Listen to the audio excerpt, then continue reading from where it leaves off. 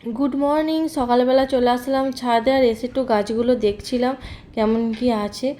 তো চন্দ্রমল্লিকা গাছের কিন্তু অনেকগুলো সাইডে ফ্যাকর বেরিয়েছিল।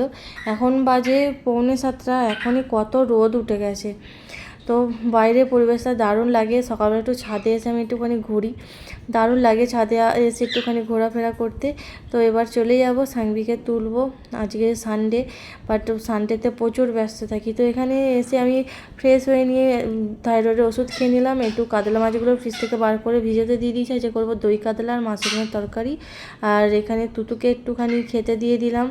ওকে ওকে তো আবার বাটিতে খেতে দিলে হবে না, ওকে নিচে খেতে দিতে হবে, নাহলেও খাবে না।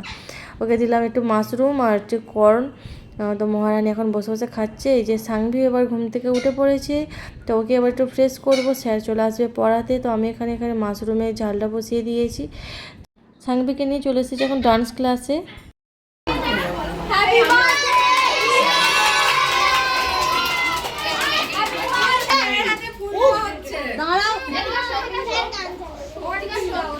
অনেকগুলো গিফট আছে, এইটা বিদিশা দিয়েছে। দাঁড়ান, দাঁড়াও, একে দাও। এবার এটা রাখি। এইটা নিন। আর তোরা বাকি আছে। এইটা আছে। থ্যাংক ইউ,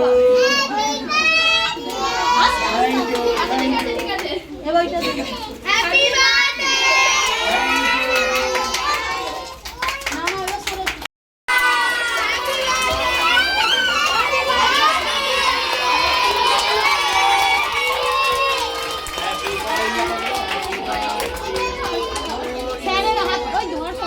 স্যারের বার্থডে উপলক্ষে সেলিব্রেশন হলো। তারপরে এখানে খাওয়া দাওয়া হচ্ছে, মিষ্টি, গরম গরম সিঙ্গারা আর কেক।